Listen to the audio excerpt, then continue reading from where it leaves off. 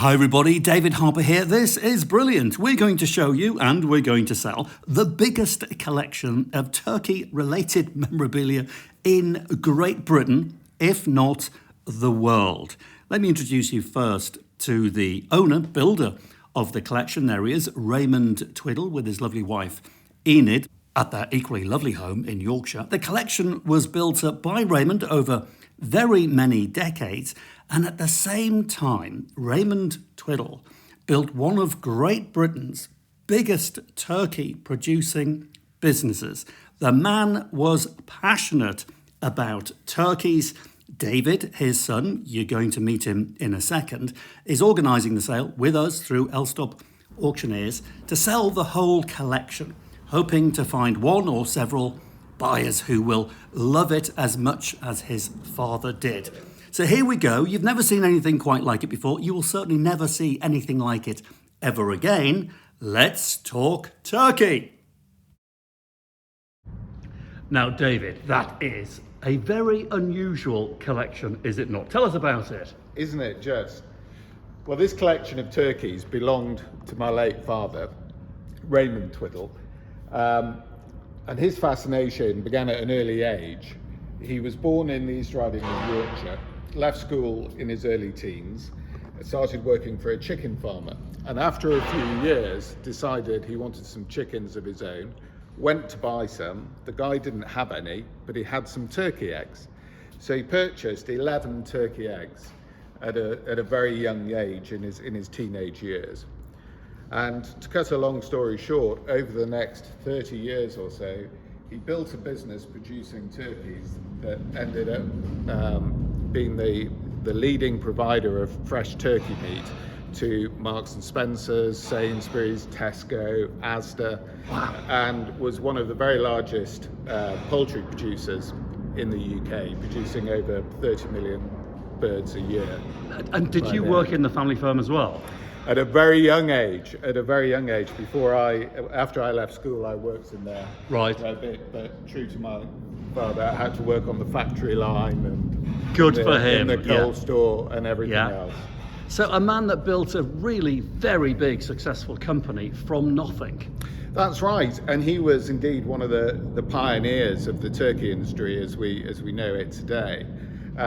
He started, funnily enough, at the same time of perhaps a more infamous character, Bernard Matthews. We all know of Bernard Matthews. And an interesting part of the story is that they were actually the greatest of competitors, but the greatest of friends as well. And at a very early stage, they made a gentleman's agreement that in order to grow the industry, because at that time there wasn't a turkey industry, it was just a turkey at Christmas, etc. And they worked out that to grow the industry, they needed to do things differently. And they agreed that one of them would focus on producing fresh turkeys and one on frozen turkeys. And that way they could grow the industry twice as fast. And that's exactly what they did. My father took the fresh route, Bernard Matthews took the frozen route, predominantly.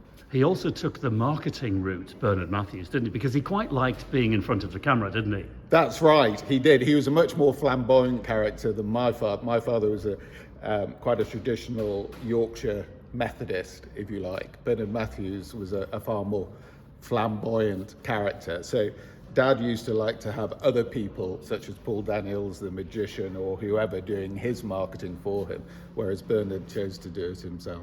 That's absolutely fascinating. Now, how many pieces do you think we have? I mean, take a guess. I think there's certainly over 100. Yeah. And it's a real combination between plates, paintings, pictures, ornaments,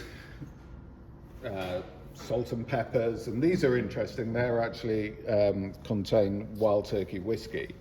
If only this was smell-o-vision, because that is absolutely bourbon, gorgeous. Actually. Bourbon, I think yeah. It's wild turkey bourbon, and I think at some stage my father had actually become an honorary life president of the Philadelphia Wild Turkey Association or something. Well, of course he did. Now, what I find fascinating, David, is the fact that your dad was in the turkey business, building a very big business, but he obviously loved turkeys. I mean, he spent his life working with them, and then he'd go home and be surrounded by models of turkeys. That's a man with great passion. Absolutely. I mean, he was fascinated by the animals. He even actually had on his lawn a very large white fiberglass turkey as well, which stayed in exactly the same position for 50 years. Right. And when the family home, which he acquired in his 30s, he originally brought the turkeys to the house and had them running around. Like Bernard Matthews did as well, I think, didn't he? He thought that would be almost have a romantic feel about it. Right. And I think that lasted no more than a week or two before my mother gave the order and they were taken away. And when did your dad start collecting objects that look like turkeys? I would think most of these would really be collected during the 60s, 70s and 80s. Right. Predominantly. But the interesting thing is that, and it's a shame he isn't with us to explain, because he would know the story behind every individual piece.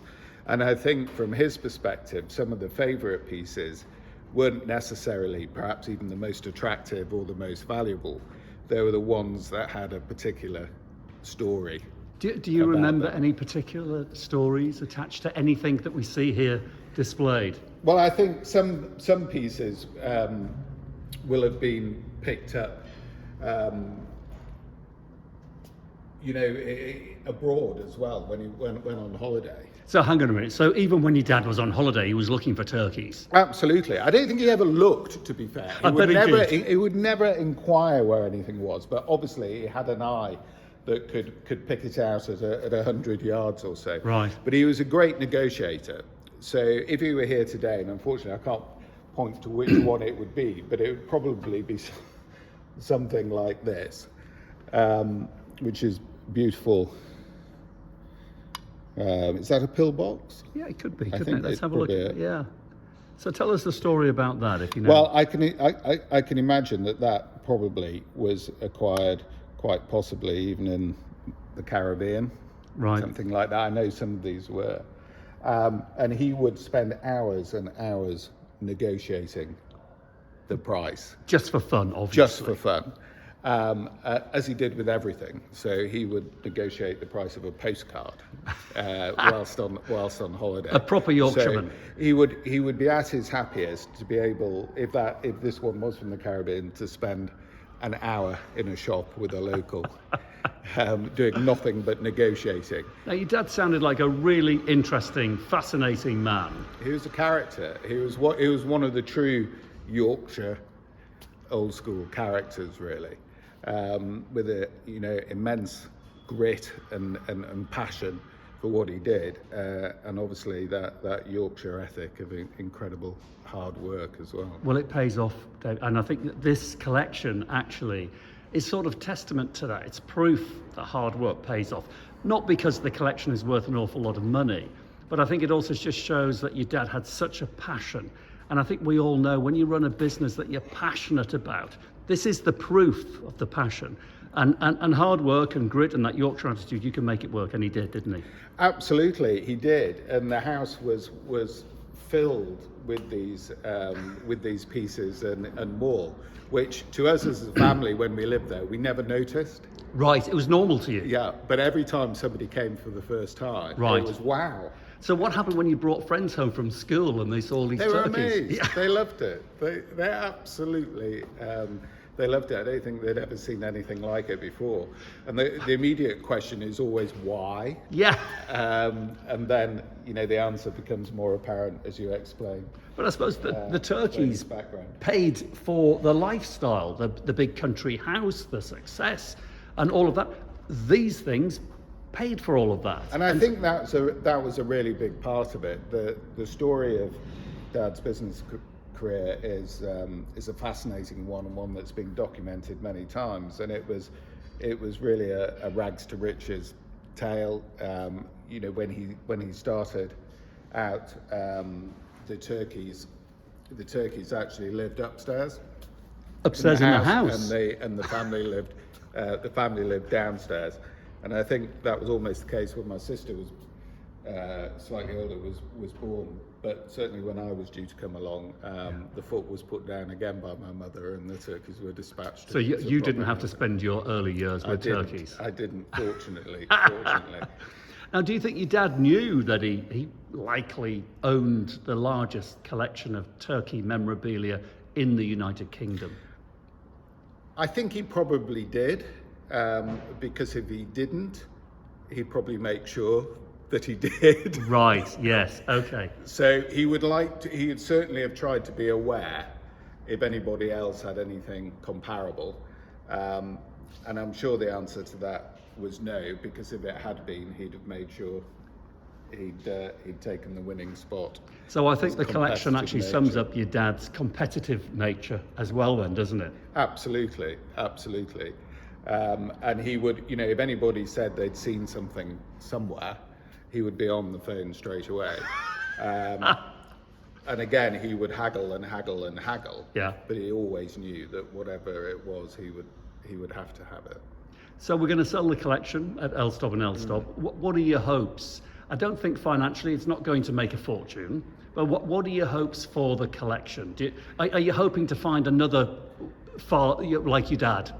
Well, absolutely. I mean, I think somebody who has I think the person who would acquire this as a collection, the turkey has some real meaning. Yeah. And it may not be in a business sense. Yeah. I don't know, but it will have some real importance and some meaning. I mean, it's an unusual animal. It's one that we don't think of very often, apart from Christmas or when the Christmas cards come out, etc.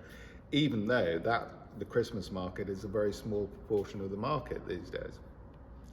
But it will be somebody to who a turkey, for whatever reason, has some real significance. Just like they did for your dad. Just like they did for Dad. David, what a great pleasure. Thanks very much for bringing the collection along. Thank you. Well, huge thanks to Dvid Twiddle. What a story, inspirational one in actual fact, and very well told. So remember, if you want to buy a piece of the Raymond Twiddle turkey collection, the biggest in Britain, if not the world, then take a look at Elstob Auctioneers. The details are below the video. And get in touch with them and they will give you everything that you need to know. And remember, wherever you are watching this in the world, if you've got something interesting or a large collection, art, vintage items, antiques, classic cars, it doesn't really matter what it is. If it's got a good story and you want to sell it and you want me to help you get the best price in the right market and all of that, then get in touch with me. And in return, I will get a fascinating, interesting and informative video for my subscribers all around the world. So hopefully I'll work with you soon. Get in touch, and as ever, thanks very much for watching. Cheerio.